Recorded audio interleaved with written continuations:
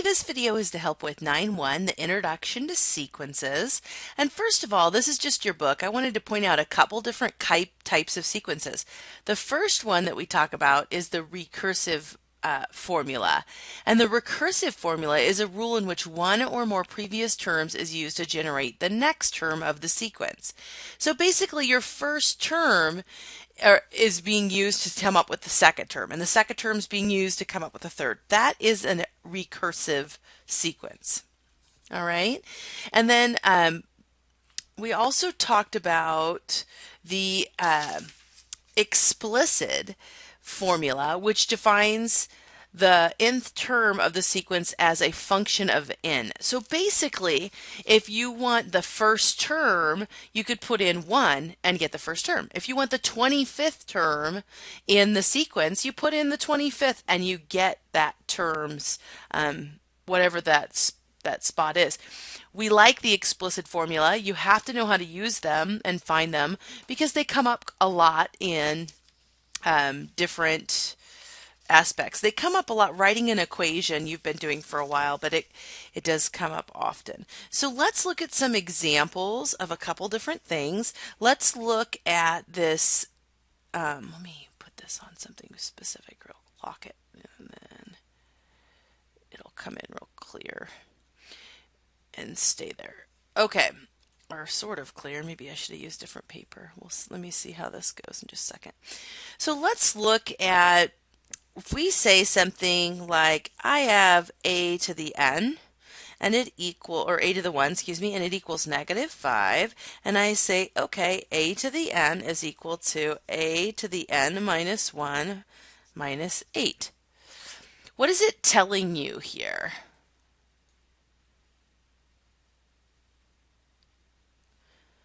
So it's telling you, why is it not like letting me out of that? There we go. It's telling you, okay, a to the 1 is in reference of the first term. So they're telling you the first term. And they're saying the formula for whatever term is a to the n minus 1 minus 8. So what they're telling you is the term, like if I want to get out the second term, right, then I put in the first term's value and so forth. So let's look at what I mean by that. I'm going to find the first couple terms. So for the first one, we already know a to the 1 is equal to 5. So to get a to the 2, which is our second spot, what I do, -5. I take the -5 and I minus 8. So I put the term before, n minus 1, here, and that's going to equal our next spot, which is -13. So the third spot, I would take that -13 and I'd minus 8. So -13 minus the 8, and that'd give me -21. And then so forth. So that's how you find the terms.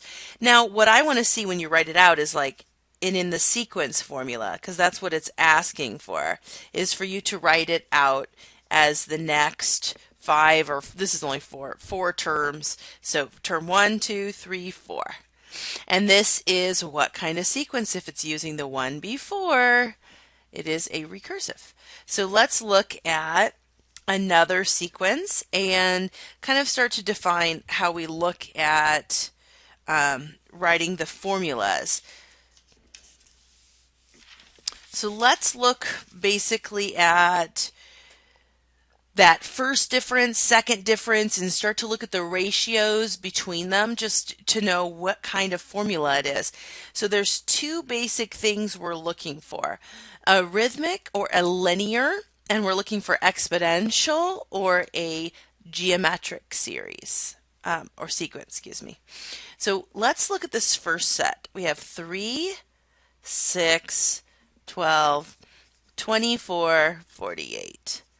Some of you might already notice, well, that kind of looks like, 3 divides into each of them, 3 times 2, 6 times 2. So you might already notice that there is a common ratio of this 1 times 2 gets me here, this 1 times 2 gets me here. So looking at that, it does have a ratio of 2.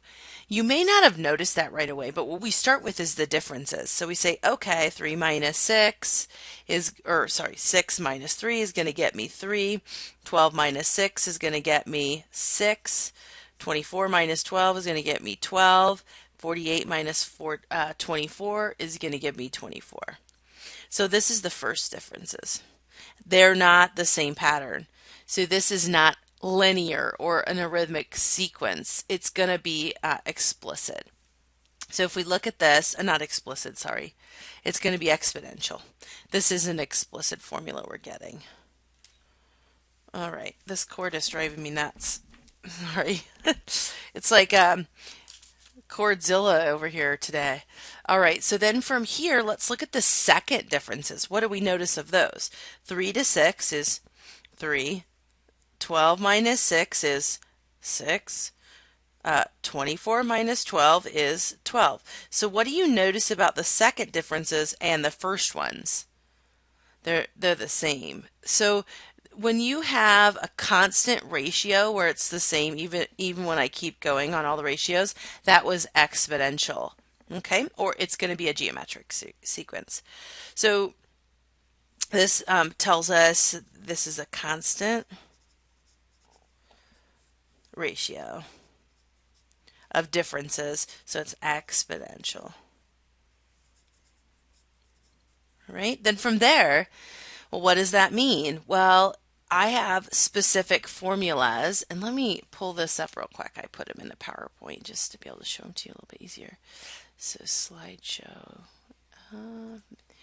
So the exponential explicit formula, we have an actual formula that we use. What it's telling you is you take term 1, which we know on our sequence is 3. Look, they did the same sequence, which I just totally found this online, times r. R is going to be, what is that common ratio? What are you timesing by each time to keep moving? On ours, it's a 2. So our common ratio is a 2. See the 2 here? And then you have the n minus 1. So make sure, the biggest issue I see is people try to times these two together. So see how it's written out? This is not going to be a 6. That doesn't give you anywhere near the right answer. So you keep the 3, which is our first term in this sequence, times the 2, the common ratio, to the n minus 1. And that's it.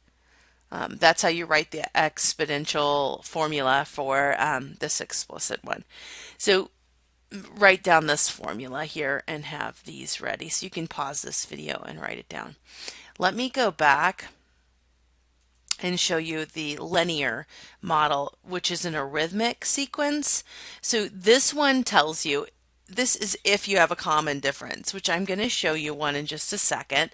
If you have that common difference, you're going to take the first term and add it, not times it, but add it to that common difference times n minus 1. And that's it.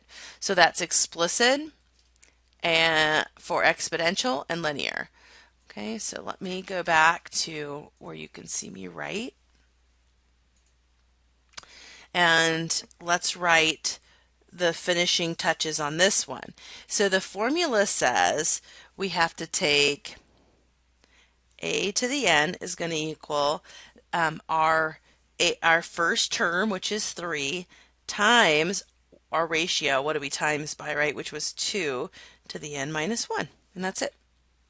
You might want to use a parenthesis around this or however, so you don't try to simplify that in the wrong way.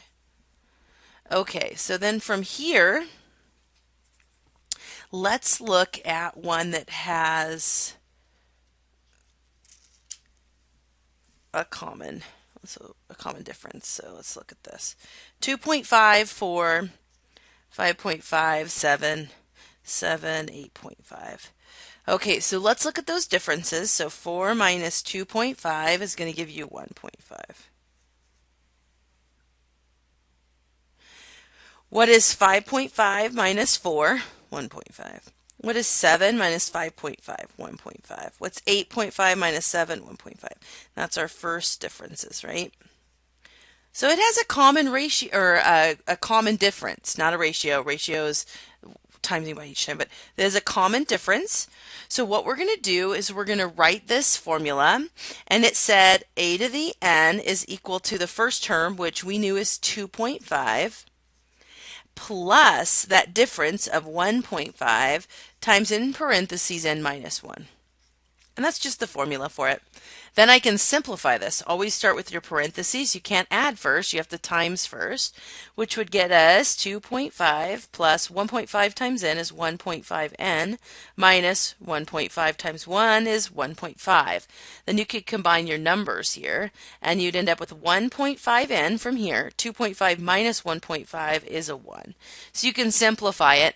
And either way is good. If it tells you to simplify, you have to, or you'll be marked down. So you have to make sure you simplify. So this is an arithmetic sequence. All these terms, I keep messing them up when I say them. I know what they are, but then I mess them up when I go to talk. Okay, so let's look at one that has fractions because they tend to throw people off.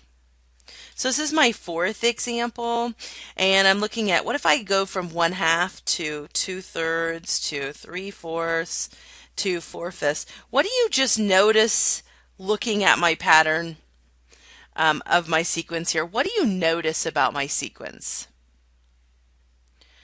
You should notice right off that 1/2 is this number here is 1 bigger than this one, and so forth. Like 3 is 1 bigger than 2, 4 is 1. That is the pattern, and we can actually write the explicit formula from that. That is the easiest way. You want to look for that type of pattern in a fraction. Because if we look at the differences, the difference between 2/3 and 1/2 is negative 1/6. The next difference is negative 1/12 and 1/20th, 1/30th. It's not pretty. So sometimes you have to look at those differences, and you might have an exponential by looking at those, or an arithmetic, but most of the time I can say, okay, if we're looking at the first term and I put in a 1, I would get the top part because 1 gets me right to the, when I put in the number 1, I get out the first one, and then I would want 1 plus, or excuse me, 1 plus 1, but the first term plus 1 for the second, the bottom, the denominator. That's it. So to come up with that formula, you just really need to look at the fractions and think about how they work. So look, if I put these numbers, if I put in 2, I better get out 2, right? The second one. So 2 on the top stays a 2. 2 plus 1 is 3. It's so much easier this way than common differences and looking at it. So not all of these do you have to follow those methods, but man, you need those methods on some hard ones. So we got to kind of know both. Let's look at, well, no, I think that's the main idea I wanted to show you. When you go to look at those series problems in 9-2, you're actually doing the same thing as 9-1. You write that explicit formula. So make sure you really work on that, because you write it in summation form with sigma with a funky looking E. So, but you're still finding that formula the exact way. So fractions we look at closely, and then we have arithmetic and or that it's linear or exponential or geometric. So I'm going to stop this video here, and hopefully some of you found this